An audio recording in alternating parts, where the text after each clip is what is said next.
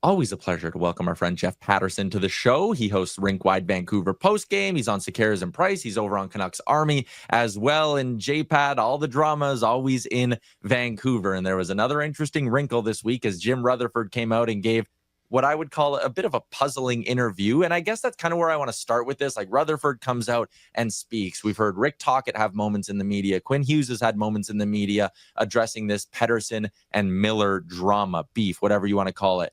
What do you make of sort of the PR and the way the Canucks have handled this externally? Yeah, just another crazy day here in paradise. And look, I thought we were all going to wake up on Tuesday morning and kind of regale on the fact that the Canucks had won back-to-back games for the first time in nearly 2 months. And they did a lot of good things in St. Louis on Monday night. Jim Rutherford had other ideas, clearly. And so, yeah, fascinating read. Gary Mason in the Globe and Mail. And Jim left no doubt that he is prepared to burn this thing to the ground, quite frankly. And I think there's a couple things here. One, and I've seen a ton of it personally in my own mentions, but just the media collective here, taking a lot of heat in Vancouver that this was a figment of our imagination. That, this isn't a deal if you guys stop talking about it. Well, laid it bare for all to see. And that, yes, finally somebody in the organization coming out and saying, absolutely. But beyond that, it's that this is now a gap that cannot be bridged. That I think was the biggest takeaway. The president of hockey operations coming out and saying it's untenable. That, we've worked through it. There have been times where we thought we were on the right track. Nope.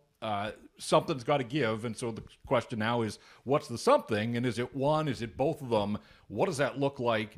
And, from a PR standpoint, Tyler, look, mixed messaging has long been part of the issue for the Vancouver Canucks. A week ago, Patrick Allvin stood and took questions for 20 minutes. This is the general manager. Mid-season, it was just a check-in. It wasn't a press conference of any kind. It was just Patrick Allvin holding court. Spoke for 20 minutes, didn't really say much, but did his best to sort of lower the temperature. He backed the core group. He said he believed in the hockey club, and he felt that, yes, this was a playoff team. And a week later, Jim Rutherford comes out and says, that's cute, Patrick. Just step aside. The big dog has to bark here. And then says what he said yesterday. So it's just kind of been a season of that. The left hand doesn't really know what the right hand is saying or doing. And as a result, the hockey club is sort of spinning, swirling around the drain below the playoff bar here they hit the 50-game mark tonight in Nashville. And just way more questions than answers. Anytime anybody speaks in this organization, it leaves more questions than answers. Well, I'll say this. From what I've heard, Patrick Allvin is more of a head scout, and Jim Rutherford, we know, is running the ship. Why would he make his job so much harder by publicly coming out and saying this and basically taking the 5% of leverage he might have had left in I'll just hold on to them, and publicly announcing that he's burning it to the ground? He even mentioned Quinn Hughes' name, which is cringeworthy. Why? I just can't come up with a scenario where this would be helpful. Well, Colby, you see that brick wall behind you? I feel like the entire city of Vancouver has just been banging its head against that wall for the last 24 hours, certainly. Now, let's be honest. There are no secrets in the hockey world. Like, people talk. Every acquiring general manager knows that there are massive issues here and that the Canucks aren't holding a ton of cards. So, is this messaging to ownership that this is something that has to happen? Is it Jim Rutherford basically just laying it bare and saying, enough? We've protected these players long enough. We just want to get all of the truth out there. But I hear you. I mean, optically, and again, it goes back to sort of this idea of mixed messaging. It is sort of hard to figure out. And a lot of people were upset that they thought that the interview had been done in the wake of the St. Louis victory. And people were like, they finally won 2 in a row. Why would he come out and say it now? But the interview was done on Monday and published on Tuesday. But I also think that there's sort of, some intel in that as well that, they came off a good win over Washington on Saturday night. And was this Jim Rutherford sort of picking this time to say this, to basically express he has no confidence in this team winning 2 in a row, let alone winning anything greater than that. And there are quotes in there as well that basically say, we're not going to win with this core. They've come to that conclusion. And so now it's what's the next course of action?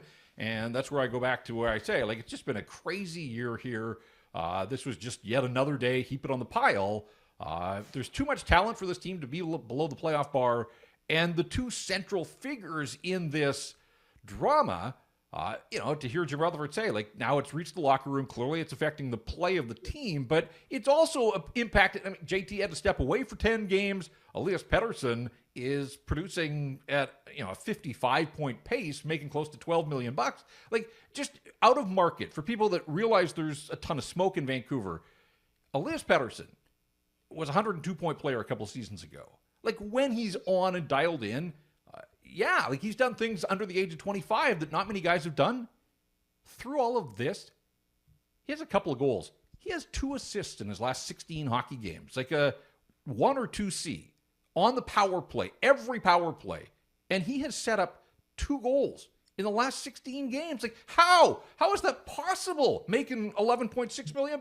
So if I'm an acquiring team, what am I looking at here? Am I looking at the guy that got to 102 points, or are we looking at a guy that's, riding that reputation and got this contract, but he's not making the players around him better. He's not contributing an awful lot to the Canuck cause here. And JT, he scored his first goal in 10 games the other day in St. Louis. So, it's dogging both of them. They're the guys that have got the issues, but so individually their performance isn't where it has to be, collectively as a group. And that's why I think Jim Rutherford's come to the conclusion that this just ain't it. Like, last year was the outlier. It was a ton of fun, 50 wins and Game 7 and round 2. But that now seems to be last year. And, I think we're getting a better sense of this is more who the Vancouver Canucks really are. So, again, safe to say one of those big dogs is getting moved. Is it also then safe to say if they don't believe they can win this year, they got to be trading Brock Besser, and they probably have to consider trading Kevin Lankinen as well, right? Yeah, I mean, I think it's now pretty apparent that everything is on the table, including Quinn Hughes, which, like, the quote was, we don't want to get to that. We want Quinn Hughes to be here forever. But if we're burning it down, we have to consider that as well. But look, Brock's coming to the end of a contract here, 40 goals last year. He's been spotty this year and suffered a head injury back in November that kind of slowed him a little bit. But there would be interest around the National Hockey League without a doubt. And we saw last year he was a playoff performer, and it was unfortunate that he wasn't able to play in Game 7 against the Oilers. But, they've come this far without an extension. I think the organization has basically made it clear that he's not in their plan, certainly not at the price and the term that he would want as a 28-year-old unrestricted free agent who's got a 40-goal season. He's going to get paid. I just don't think it's going to be by the Vancouver Canucks. So, I'm sort of hedging that his time now is winding down. Lankinen's fascinating because you've got Demko, who just hasn't been anywhere close to the Vezina finalist that he was a year ago, and we all know the backstory and all he's been through. But you've got a guy that delivers. Lankinen's got 18 of their 22 wins this year. And he gives them the better chance to win right now. So are you trading him, or are you considering trading the other guy at some point here who's got 1 year left at $5 million? If he can ever get back to anywhere close to the level he was at last year, he could be a steal for a team out there. But again, there's just so much uncertainty around so many of these individuals, and you add it all up, and it's just been remarkably underwhelming for the Vancouver Canucks. Jeff, as always, appreciate your time. Appreciate the insight. You can find him on Rinkwide Vancouver. You can read him over on Canucks Army. Thanks for doing this. Yeah, I got to get one of those brick walls, Colby. I just kind of feel like it would be therapy these days covering this hockey club. So thanks for having me on, guys.